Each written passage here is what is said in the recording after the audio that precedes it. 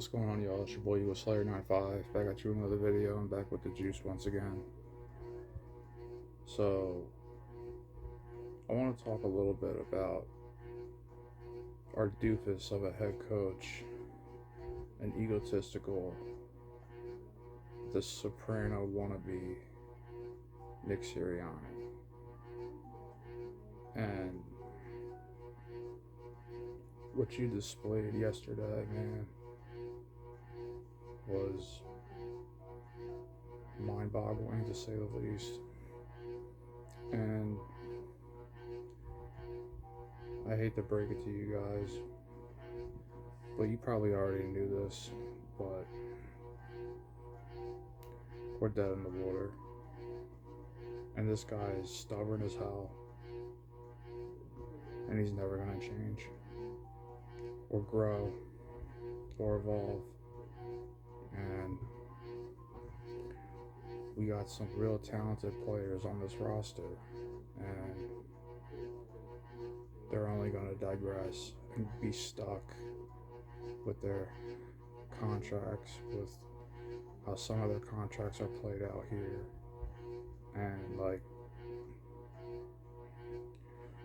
veteran players like Lane Johnson and Brandon Graham,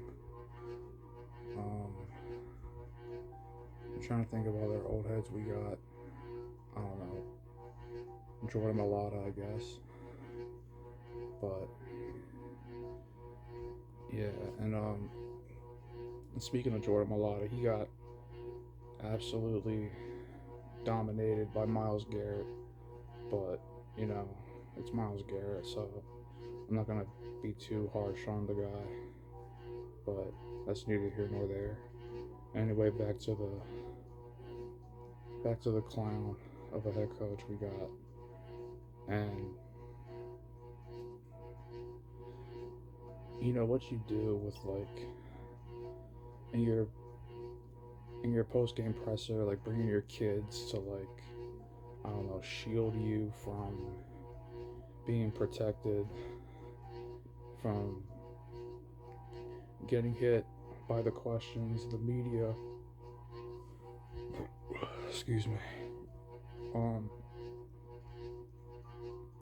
You know, the media want to ask the questions that we all want answers to, and you just going against the grain and being, you know, singing Kumbaya and all that. And bro, you're a fraud, and you know, what really is there to say about you? You know, you going back and forth with the fans saying, I don't know what the fuck you said to them, like, oh, we won. You know, you were gloating about a 4-point victory over the measly, mediocre Cleveland Browns, and you know that says enough about you.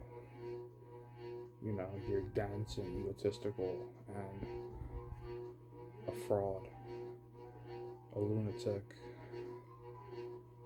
you know, crazy,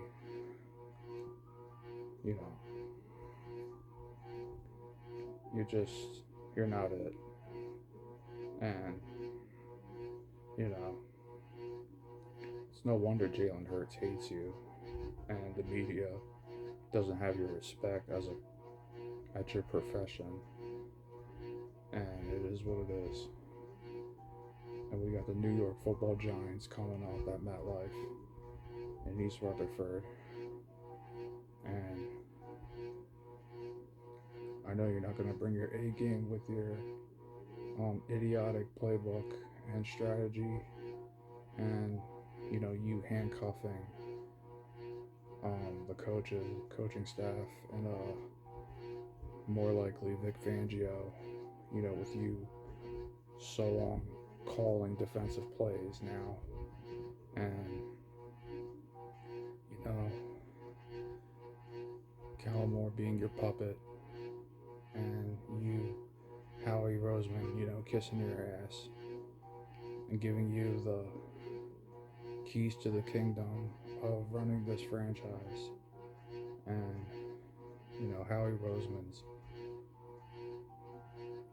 I don't know what he's doing, and he's made some misses with some of these acquisitions he brought in, like C.J. Garner-Johnson, for example. Really not.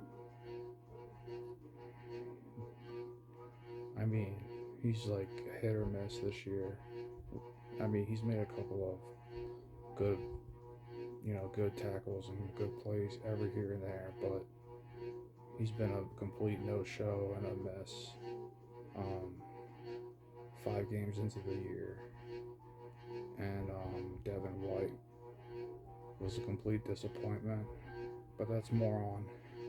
It all falls on Howie Roseman, but it's like back and forth between Devin and Vic Fangio and their relationship, or him not just fitting the playbook or whatever he had going on off the field. But it's whatever. Anyway,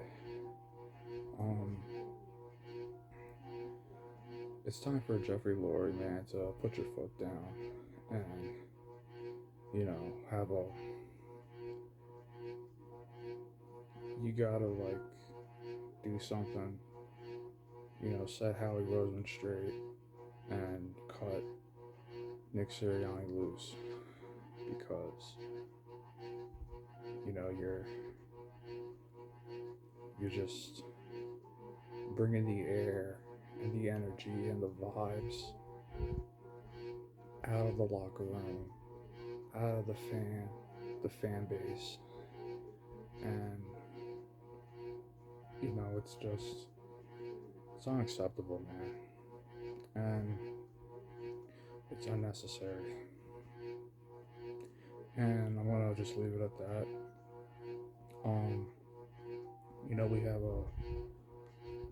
We got a big schedule coming up.